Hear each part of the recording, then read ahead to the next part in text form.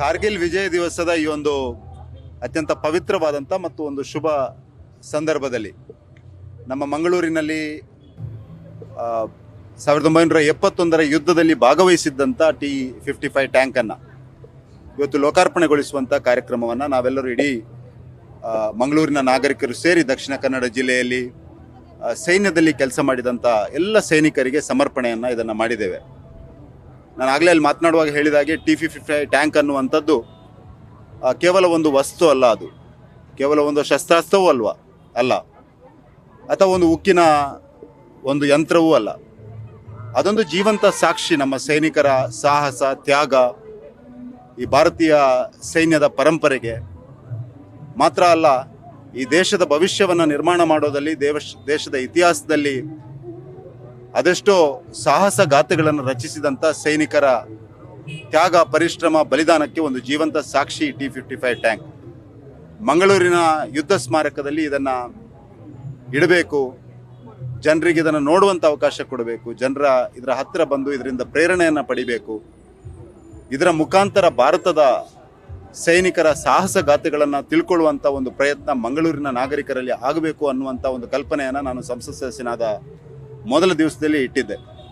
ಹಾಗಾಗಿ ಇವತ್ತು ಅದು ಆ ಕನಸು ನನಸಾಗಿರುವಂಥ ನನಗಂತೂ ಅತ್ಯಂತ ಸಂತೋಷ ಕೊಟ್ಟಿದೆ. ಮತ್ತು ಇವತ್ತಿನ ಕಾರ್ಯಕ್ರಮದಲ್ಲಿ ಮಕ್ಕಳಿಂದ ಹಿಡಿದು ಹಿರಿಯರವರೆಗೆ ಎಲ್ಲರೂ ಭಾಗವಹಿಸಿರುವಂಥದ್ದು ಕೂಡ ಅತ್ಯಂತ ಸಂತೋಷ ಕೊಟ್ಟಿದೆ.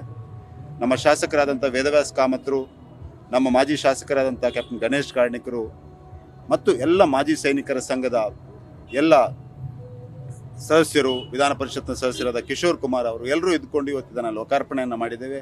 ಯುದ್ಧ ಸ್ಮಾರಕದ ರೆನೋವೇಷನ್ನ ಕೆಲಸವೂ ಆಗಿದೆ. ಅತ್ಯಂತ ಸುಂದರವಾಗಿ ಯುದ್ಧ ಸ್ಮಾರಕವನ್ನು ಒಂದು ಕಡೆಯಲ್ಲಿ T-55 ಟ್ಯಾಂಕ್, ಮುಂದೊಂದು ದಿವಸ ಒಂದು ಮಿಗ್ ವಿಮಾನವನ್ನು ಕೂಡ ತಂದು ಈ ಇಡೀ ಪರಿಸರವನ್ನು ಒಂದು ಸೈನಿಕರ ಪ್ರೇರಣಾ ಸ್ಥಳವಾಗಿ, ಯುದ್ಧ ಸ್ಮಾರಕವಾಗಿ, ಇಡೀ ಮಂಗಳೂರಿನ ನಾಗರಿಕರಿಗೆ ಒಂದು ಪ್ರೇರಣೆಯ ಸ್ಥಳವಾಗಿ, ಪೂಜನೆಯ ಸ್ಥಳವಾಗಿ, ಒಂದು ಮಂದಿರದ ರೀತಿಯಲ್ಲಿ ಇದನ್ನು ಅಭಿವೃದ್ಧಿಪಡಿಸಬೇಕು. ಒಂದು ಭಕ್ತಿ ಭಾವ ಮೂಡಿಸುವಂಥ ಒಂದು ಸ್ಥಳ ಇದಾಗಬೇಕು, ಗೌರವ ಮೂಡಿಸುವಂಥ ಸ್ಥಳ ಇದಾಗಬೇಕು, ದೇಶಕ್ಕೋಸ್ಕರ ಕೆಲಸ ಮಾಡಲಿಕ್ಕೆ ಪ್ರೇರಣೆ ಸಿಗುವಂಥ ಒಂದು ಸ್ಥಳ ಆಗಬೇಕು, ರಾಷ್ಟ್ರ ಮೊದಲು ಅನ್ನುವಂಥ ಪರಿಕಲ್ಪನೆಯೊಂದಿಗೆ ಬದುಕುವಂಥ ಒಂದು ಜಾಗೃತಿಯನ್ನು, ಪ್ರೇರಣೆಯನ್ನು ಈ ಸ್ಥಳ ಮೂಡಿಸಬೇಕು ಅನ್ನುವಂಥ ಇಚ್ಛೆ ನಮ್ಮದೆಲ್ಲರದು ಇದೆ.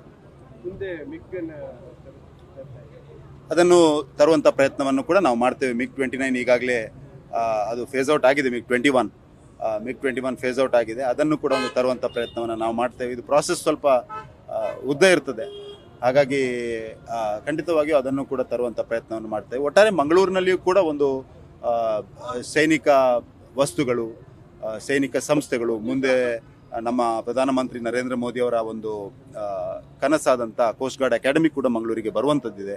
ಹಾಗಾಗಿ ಒಟ್ಟಾರೆಯಾಗಿ ಇದೆಲ್ಲವನ್ನು ಸೇರಿಸಿಕೊಂಡು ಮಂಗಳೂರಿನ ಜನರ ಭಾವನೆಗೆ ಅನುಗುಣವಾಗಿ ಇಲ್ಲಿ ಒಂದು ರಾಷ್ಟ್ರಭಕ್ತಿಯ, ರಾಷ್ಟ್ರ ಸೇವೆಯ ಮತ್ತು ಸೈನ್ಯದ ಒಂದು ಪರಂಪರೆ ಇಲ್ಲಿಯೂ ಕೂಡ ಮಾಡಬೇಕು ಅನ್ನುವಂಥದ್ದು ನಮ್ಮ ಇಚ್ಛೆಯಾಗಿದೆ.